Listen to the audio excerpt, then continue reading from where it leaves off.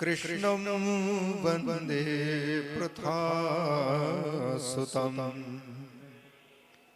सच्चिदानन्दरूपाय विश्वोत्पत्त्यादिहेतवे तापत्रयविनाशाय श्रीकृष्णाय वयं नुमः। यं प्रव्रजन्तमनुपेतमपेत कृत्यं द्वैपायनो विरहकातर आजुहाव। पुत्रेति तन्मयतया तरवोऽभिनेदोस्तं सर्वभूतहृदयं मुनिमानतोऽस्मि। जन्माद्यस्य यतोऽन्वयादितरतश्चार्थेष्वभिज्ञः स्वराट् तेने ब्रह्महृदाय आदिकवये मुह्यन्ति यत्सूरयः। तेजो वारिमृदां यथा विनिमयो यत्र त्रिसर्गो मृषा धाम्ना स्वेन सदा निरस्तकुहकं सत्यं परं धीमहि। नारायणं नमस्कृत्य नरं चैव नरोत्तमं देवीं सरस्वतीं व्यासं ततो जयमुदीरयेत्। नाम संकीर्तनं यस्य सर्वपापप्रणाशनं प्रणामो दुःखशमनः तं नमामि हरिं परं तं नमामि हरिं परं। गुरुर्ब्रह्मा गुरुर्विष्णुर्गुरुर्देवो महेश्वरः गुरुः साक्षात् परब्रह्म तस्मै श्री गुरवे नमः। तस्मै श्री गुरवे नमः। बोलिए सच्चिदानंद भगवान की जय। श्रीमद्भागवत महापुराण की जय। श्री वेदव्यास भगवान की जय। श्री सुखदेव भगवान की जय। सम्राट परीक्षित जी महाराज की जय। श्री लक्ष्मी नारायण भगवान की जय। श्री उमा महेश्वर भगवान की जय। श्री वाणी हिरण्यगर्भ भगवान की जय। श्री शचि पुरंदर भगवान की जय। श्री गणपति भगवान की जय। श्री पवन पुत्र हनुमान जी महाराज की जय। श्री तीर्थराज प्रयाग धाम की जय। गंगा मैया की जय। यमुना महारानी की जय। सरस्वती माता की जय। जगत गुरु श्री चंद्र भगवान की जय। पूज्य श्री सद्गुरुदेव भगवान की जय। सब संतों की जय। सब भक्तों की जय। जय जय श्री राधे श्याम। परम मंगलमय भगवान सच्चिदानंद घन श्री हरि माधव भगवान और तीर्थराज प्रयाग सद्गुरुदेव भगवान की महती अनुकंपा से समस्त तीर्थों के राजा प्रयागराज में आने का सौभाग्य हम सबको प्राप्त हुआ है। और तीर्थ में आगमन इसलिए होता है कि हम भी तीर्थ स्वरूप बनना चाहते हैं। अर्थात जैसे तीर्थराज प्रयाग सबको पवित्र करते हैं, उसी प्रकार से हमें भी अपने आप को पवित्र करने का सामर्थ्य प्राप्त हो जाए। घर परिवार के लोगों को हम पवित्र करने का सामर्थ्य प्राप्त कर सकें और जिस ग्राम में, जिस प्रांत में रहे हैं, वहां के लोगों को भी स्वयं पावन बन करके और सबको पावन बना सकें। इस उद्देश्य से हम पुण्य अर्जन करने के लिए, तीर्थत्व लाभ के लिए तीर्थराज प्रयाग में आकर के तीर्थ प्रयाग के भिन्न भिन्न दर्शनीय स्थलों का दर्शन भी कर रहे हैं। गंगा जी का दर्शन कर रहे हैं, यमुना जी का दर्शन कर रहे हैं। इनके साथ साथ में संत महापुरुषों का दर्शन प्राप्त कर रहे हैं। और इनके दर्शन के साथ साथ पवित्र होने के जो साधन हैं, भगवान नाम का जप, गुरु महाराज का दिया हुआ मंत्र जप, पूजा पाठ, सेवा आदि नाना प्रकार के हमारे शरीर को पवित्र करने वाले याज्ञिक कर्म कर रहे हैं। उन्हीं याज्ञिक कर्मों में से चित्त को पवित्र करने वाली भगवान की पावन कथा है। और यह कथा भगवान के मुख से प्रकट होने के कारण विष्णु मुखी गंगा कहलाती है।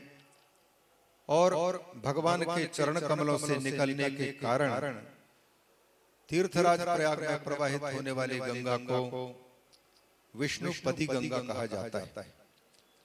दो गंगाओं में डुबकी लगा करके और चित्त को पवित्र करने का सौभाग्य भगवान की अहेतु की करुणा से यह सौभाग्य प्राप्त हुआ है।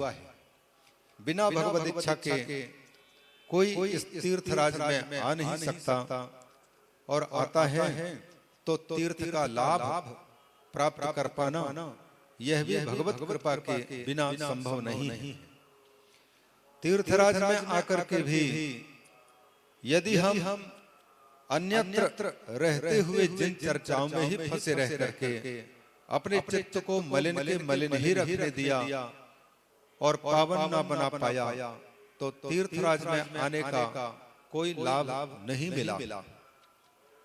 इसलिए इस तीर्थ में आकर के प्रतिपल प्रति श्वास या तो भगवान नाम का उच्चारण होता रहे, गुरु महाराज के द्वारा दिया हुआ मंत्र का जप होता रहे, या कोई स्तोत्र पाठ होता रहे। जैसे यहाँ पर पूज्य बाबा जी की पावन सन्निधि में इस श्री कल्याण सेवा आश्रम के और उदासीन ऋषि आश्रम रानोपाली के संयुक्त तत्वावधान में आयोजित इस कैंप में बड़ा ही सुंदर दुर्गा सप्तशती, जिसको चंडी कहते हैं, ऐसी भगवती के आराधना के रूप में उसका पाठ हो रहा है। उन मंत्रों का श्रवण करते हैं और उसके साथ साथ में पूजन भी होता है। तो पूजन का दर्शन और भगवती राजराजेश्वरी को प्रसन्न करने वाले मंत्रों का श्रवण प्राप्त हो रहा है। इससे संपूर्ण परिसर एक यज्ञमय वातावरण प्राप्त कर रहा है। सुनकर के शब्दों को और अंतर में बैठे हुए भगवान को, भगवती को हम अनुभव में लाने का अवसर प्राप्त कर रहे हैं। आए इन्हीं उपक्रमों के अंतर्गत भगवान की चर्चा में भी हम प्रवेश करें। जो गंगा भगवान के मुख से प्रकट हुई है, आप सबको विदित है। भगवान के चरण कमलों से निकली हुई गंगा का हम प्रत्यक्ष आंखों से दर्शन करते हैं जल रूप में, और भगवती गंगा का चिन्मय रूप, वो चिन्मय रूप तो अनुभूति का विषय है। जो भगवती के आराधक हैं, गंगा जी के आराधक हैं, उनको उस चिन्मय स्वरूप का दर्शन प्राप्त होता है, अधिकारी जनों को, लेकिन उनके जलमय स्वरूप का सबको दर्शन प्राप्त हो रहा है। वह गंगा भी भगवान ब्रह्मा जी के द्वारा जब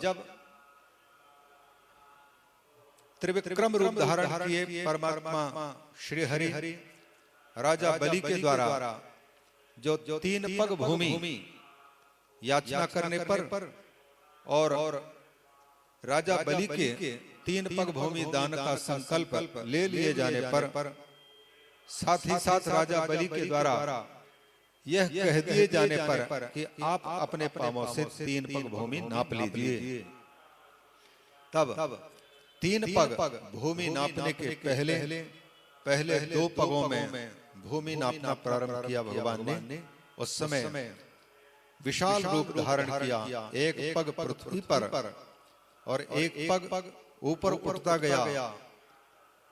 उठते उठते भूमि से लेकर के ब्रह्मलोक तक पांव पहुंच गया। भूलोक, भूअरलोक, स्वर्लोक, महरलोक, जनलोक, तपलोक, इन सभी लोकों को पार करते हुए ब्रह्मा जी के लोक तक भगवान का पांव पहुंचा। वहां जब पहुंचा तो 2 ही पग में अभी राजा बलि के जितनी कीर्ति थी, जहां तक कीर्ति फैल सकती थी, वहां तक के स्थल को भगवान ने 2 ही पग में नाप लिया। और राजा बलि से पूछा, राजन तुमने 3 पग भूमि दान करने की बात कही थी, अभी तो तुम्हारा जितना भी त्रिलोकी है, जहां तक तुम्हारी कीर्ति है, वो मेरे 2 ही पग में आ चुकी है। अब तीसरा पग कहां रखूं? तो ये तो तीसरे पग रखने की बात तो बाद की है, लेकिन जब दूसरा पग ब्रह्मलोक में पहुंचा, ब्रह्मा जी के धाम में ब्रह्मा जी ने देखा तो उनको प्रणाम किया, समझ गए ये भगवान का चरण कमल है। क्योंकि भगवान के पांव में ध्वज का चिन्ह, यव का चिन्ह, कमल का चिन्ह, अंकुश का चिन्ह, वो सबके सब दिखाई देते हैं। इसलिए वो केवल भगवान के चरण कमलों में ही दिखाई देते हैं। इसलिए उसको देख करके समझ गए ये भगवान का चरण है। तो ब्रह्मा जी ने अपने कमंडल में रखे हुए जल से उस चरण का प्रक्षालन किया, और प्रक्षालन किया तो प्रक्षालन करने पर जो गंगा की धार निकली, धोवन, वह धोवन नीचे की ओर स्वर्ग में ही, ब्रह्मलोक में ही विचरण करते रहे। और क्योंकि अनंत कोटि दूरी पर बाद में इसी गंगा की 3 धाराएं फूटी। एक गंगा स्वर्ग वालों को प्राप्त हुई, जिसको आकाश गंगा या स्वर्ग गंगा कहा जाता है। एक गंगा पाताल लोक में प्रवेश की, उसको पाताल गंगा कहा जाता है। और एक गंगा राजा सगर के पुत्रों का उद्धार करने के लिए राजा भगीरथ के द्वारा तपस्या किए जाने पर इस पृथ्वी पर अवतीर्ण हुई।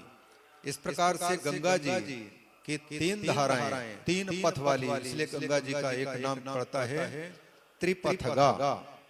मान ले 3 पथों पर चलने वाली, त्रिलोकी को पवित्र करती है। पुनाति त्रिलोकी भगवती गंगा।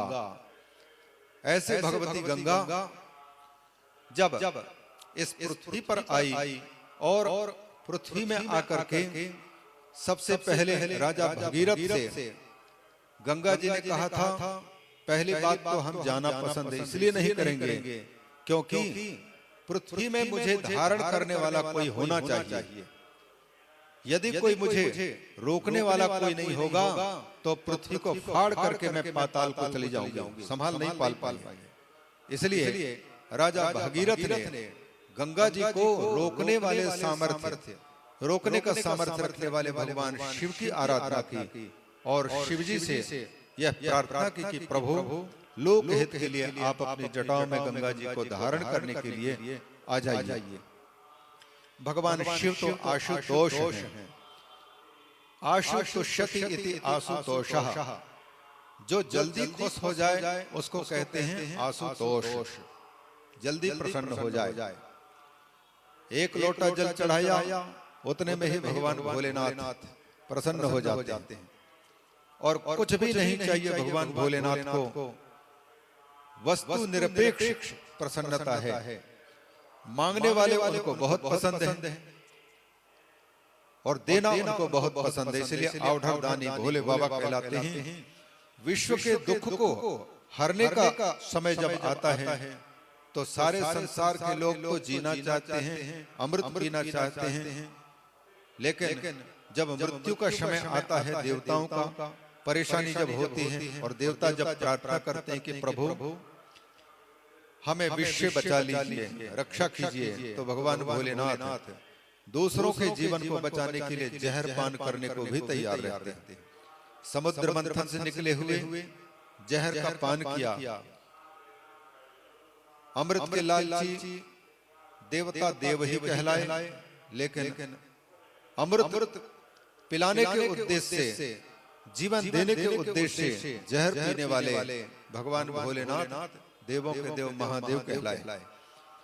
देवों में देव महादेव, दूसरों को प्रसन्नता दे। ऐसे भोलेनाथ अत्यंत प्रसन्न हो जाते हैं। उन्होंने राजा भगीरथ की प्रार्थना अंगीकार करके और हिमालय के रूप में जटाओं की भांति हिमालय के पहाड़ फैले पड़े हुए हैं, उनमें जो है गंगा जब उतरी विशाल धारा के रूप में, तब उनको उन जटाओं में कई वर्षों तक घुमाते रहे भगवान भोलेनाथ। वो जटा रूप हिमालय और जटा भगवान शिव के मस्तक रूप हिमालय जटाओं में प्रवेश करके गंगा जी कहां से आ रही हैं और कब से आ रही हैं इसका किसी को पता नहीं है। ठीक से कोई बता नहीं सकता कि कितने हजार वर्ष पूर्व गंगा जी उतरी होंगी और निरंतर आ रही है, तो उनका मूल स्रोत कहाँ है, जहां से गोमुख से निकल रही हैं, तो उसके पिछले वो कहां से आ रही होंगी और निरंतर प्रवाहित हो रही हैं। प्रवाहित होती हुई सीधे गंगा सागर पर, जहां समुद्र के किनारे कपिल ऋषि के आश्रम के पास में ही राजा सगर के 60,000 पुत्र जो मृत हो चुके थे, भस्म हो चुके थे, राख रूप हो चुके थे, उन राख रूप शरीर का स्पर्श करके उनको मुक्त कर दिया। इसलिए गंगा जी में लोग तब से मृत व्यक्ति के अस्थियों का प्रवाह करते हैं। जो लोग गंगा जी में अस्थि प्रवाह करते हैं और जिनका अस्थि प्रवाह किया जाता है, भागवत में वर्णन है, जितने वर्षों तक गंगा जी में किसी मृत व्यक्ति के अस्थि पड़े रहते हैं, उतने करोड़ वर्षों तक स्वर्ग का सुख प्राप्त करता है, जिसके हड्डी का स्पर्श गंगा जी ने किया है। जब एक मृत व्यक्ति के हड्डी का राख का स्पर्श करने का इतना बड़ा प्रभाव है, तो फिर जो जीवित है वो यदि डुबकी लगाता है, स्नान करता है, दर्शन करता है, अवगाहन करता है, उसका फिर फल तो कहना ही क्या।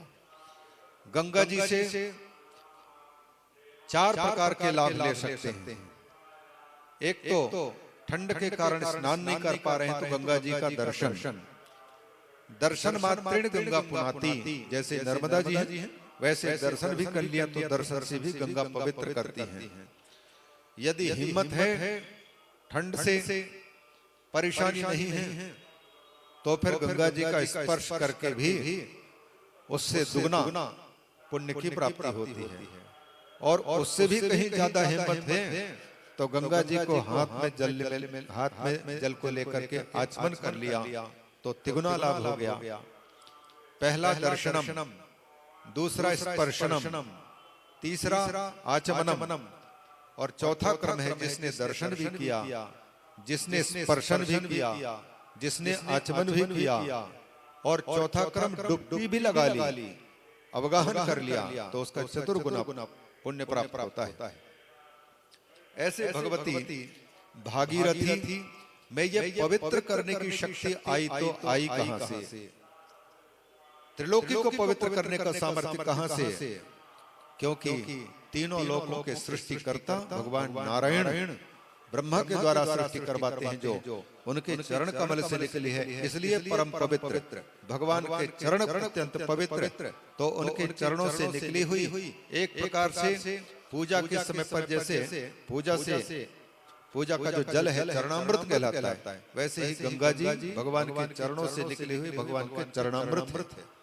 चरणामृत लेकर के जैसे पवित्रता की प्राप्ति होती है, पूजा के दर्शन से जैसे पुण्य की प्राप्ति होती है, उसी प्रकार से गंगा जी में भी दर्शन, स्पर्शन, आचमन और अवगाहन, इनसे कई गुना ये पुण्य की प्राप्ति होती है। तो ये गंगा जी भगवान के चरण कमल से निकलने के कारण इसका एक नाम पड़ता है विष्णुपदी गंगा। त्रिभुवन पावनी है। बिल्कुल वैसे ही भगवान के मुख से भी एक गंगा प्रकट हुई है। वो गंगा है कथा गंगा। ये कैसे प्रकट हुई? इसके प्रकट होने की कथा हम लोग श्रीमद् भागवत के आधार पर श्रवण करें। जब भगवान के नाभि कमल से ब्रह्मा जी प्रकट हुए, तो ब्रह्मा जी प्रकट होने के बाद नाभि कमल में बैठे हुए वो चारों ओर सिर घुमा करके देखे, चतुर्मुख हुए, चारों दिशाओं में देखे, कोई नहीं है, एकमात्र जल है और जल के अंदर से ये कमल का नाल उठता हुआ दिख रहा है। उसके ऊपर में ब्रह्मा जी का स्थान है, चारों ओर जल ही जल फैला हुआ है। ब्रह्मा जी को लगा कि मुझे किसने जन्म दिया, मैं कौन हूं और कहां हूं। काफी देर तक चिंतन करते रहे, क्योंकि चारों ओर जल ही जल था। सबसे पहले भगवान नर ऋषि और नारायण ऋषि, जो नर कहलाते हैं, नर भगवान का रूप, उनके शरीर से निकलने वाले जल का नाम है नार। नारा आपा इति प्रोक्ता आपो वै नरसु नवः। नार कहते हैं नर भगवान के शरीर से निकले हुए जल। पहली सृष्टि कहा जाता है इसमें। या सृष्टि सृष्टि राज्या वहति विधिवतम या हविर्याच होत्री। महाकवि कालिदास ने अभिज्ञान शाकुंतल नाम का एक नाटक लिखा, उसमें पहले ही भगवान की प्रथम सृष्टि जल को माना। और ये जल महाकवि कालिदास के अनुसार, जो कि उज्जैन में रहते थे, काली के भक्त थे, शिव की आराधना भी करते थे। भगवान महाकाल की कृपा से उनको जब बोध हुआ तो भगवान शंकर के 8 मूर्तियों का उनको बोध हुआ। जैसे शिव पुराण में वर्णन है 8 मूर्तियां भगवान की, 8 रूप। उसी प्रकार से ये महाकवि कालिदास को अनुभव में आया। बिल्कुल सरल है, 8 मूर्तियां भगवान के, 8 शिवलिंग। ये पृथ्वी भगवान शिव का लिंग है, जल भगवान की मूर्ति है शिव की, अग्नि भगवान शिव की मूर्ति है, वायु भगवान शिव की मूर्ति है, और आकाश शिव की मूर्ति है। पृथ्वी जल तेज वायु आकाश, ये भगवान शिव के रूप हैं, मूर्तियां हैं। इसके अतिरिक्त अग्नि और चंद्रमा, ये 2, 5 और 2 7 मूर्तियां, और एक मूर्ति है जो सबके हृदय में आत्मा के रूप में विराजमान है। ये 8 मूर्ति इसलिए अष्टमूर्ति कहलाते हैं। इन 8 मूर्तियों के द्वारा भगवान शंकर पूरे विश्व में फैले हुए, सारा विश्व उनके अंदर है। बताइए, पृथ्वी जल तेज वायु आकाश, इनके अतिरिक्त और क्या देखने में आ रहा है, क्या जानकारी में आ रहा है? चंद्रमा, अग्नि और आत्म तत्व, इनके अतिरिक्त और कुछ नहीं। इसलिए संपूर्ण विश्व भगवान शिव का रूप है। तो पहली सृष्टि जल को माना, उस जल में ही भगवान, और ये भगवान नारायण के शरीर से निकला है, इसलिए नार कहलाता है जल। और नार में जिसका अयन हो, निवास हो, उन भगवान का नाम पड़ता है नारायण। नारायण जैसे राम जी का निवास स्थान जिसमें राम जी निवास करते हैं, तो रामायण। और अयन माने मार्ग भी होता है। जैसे अभी कौन सा अयन चल रहा है? उत्तरायण। मकर संक्रांति के दिन से भगवान सूर्य उत्तर पथ से चल रहे हैं, उत्तर मार्ग से, और दक्षिण मार्ग से चलते हैं। 6 महीने तक दक्षिण मार्ग से चलते हैं, तो दक्षिणायन कहलाता है। ये उत्तरायण है, देवताओं का ये दिन भाग है। 6 महीने तक मनुष्यों के 6 महीने, देवताओं का सवेरे से शाम तक का टाइम, और फिर 6 महीने दक्षिणायन के वो देवताओं की रात्रि है। अर्थात 360 या 365 दिन हम लोगों के, तो देवताओं के 24 घंटे। इस प्रकार से व्यवस्था है। तो हम मूल जगह पर पहुंचे। नारायण इसलिए नाम पड़ता है भगवान का क्योंकि वह नार में जल में शयन कर रखे हैं। उस नार में जल में शयन करने के कारण ही नारायण कहलाए। उन्हीं नारायण के नाभि से कमल प्रकट हुआ था, और उस कमल के खिले पुष्प में अकेले ब्रह्मा जी 4 मुख वाले विराजमान थे। तो स्वाभाविक है जब चारों ओर जल के अतिरिक्त और कुछ नहीं दिखाई दे रहा है, और केवल जिस जगह पर बैठे हुए वो कमल के अतिरिक्त और कुछ नहीं, तो ब्रह्मा जी को लगा कि मुझे यहाँ किसने लाया है, कौन है मेरा जनक, मुझे जन्म देने वाला कौन है। चारों ओर मुड़ करके देखते कोई नहीं दिखाई दिया। तो श्रीमद् भागवत के द्वितीय स्कंध के ये 9वें अध्याय में वर्णन आता है कि ब्रह्मा जी को उस समय लगा कि मैं खोजूं कि मुझे जन्म देने वाला कौन है। तो पहले उसको लगा ये जल दिखाई दे रहा है, और उस जल में से ये कमल निकला हुआ है। हो सकता है इस कमल के अंदर में प्रवेश करूं, तो जहां से ये कमल निकला है वो जगह हमको मिल जाएगी, तो मालूम पड़ जाएगा कि किसने हमको जन्म दिया है। तो कमल नाल के अंदर में प्रवेश किया और उतरता गया। कहां तक फैला हुआ है वो कमल का मूल भाग, अंत का कोई पता ही नहीं लगा। थक गए तो फिर वापस आए और कमल के ऊपर में वो बैठ गए, और बैठ गए काफी देर तक विचार करते रहे। एकाग्र चित्त करके जब चिंतन करने लगे कि मैं क्यों हूं, कौन हूं, कैसे हूं, तब आकाश में से, क्योंकि आकाश में शब्द है, ध्वन्यात्मक शब्द निकला। जो हिंदी पढ़ते हैं उन लोगों को अक्षरमाला के अंतर्गत जो पहले तो स्वरवर्ण आते हैं, आ ई ओ रे रे ए ओ ऐ औ आदि, मात्रा जिसको कहते हैं स्वर, और इसके बाद फिर जो हिंदी वर्णमाला है उसके अनुसार का खा गा घा गा चा छा झा झा या टा ठा डा ढा णा ता था दा धा ना पा फा भा भा म, ये 25 वर्ण स्पर्श कहलाते हैं। फिर या रा ला वा शा शा शाह 8 वर्ण आगे, और 9 स्वर और 33 व्यंजन। तो इन वर्ग वाले कवर्ग के वर्ण मतलब का खा गा घा, चवर्ग के वर्ण चा छा झा झा, टवर्ग के वर्ण टा ठा डा ढा, तवर्ग के वर्ण ता था दा धा, फिर पवर्ग में आने वाले पा फा बा भा म। प्रत्येक वर्ग में 5-5 वर्ण हैं। आपसे मैं क्योंकि प्रश्न पूछूंगा इसलिए मैंने ये विवरण दिया है, आपको बताना होगा। कवर्ग में 5 अक्षर हैं, का खा गा घा गा। फिर चवर्ग में 5 अक्षर हैं, चा छा जा झा या, ये दूसरा वर्ग। तीसरा वर्ग है टा ठा डा ढा डा, ये 5। कितने वर्ण हो गए बोलिए? 15।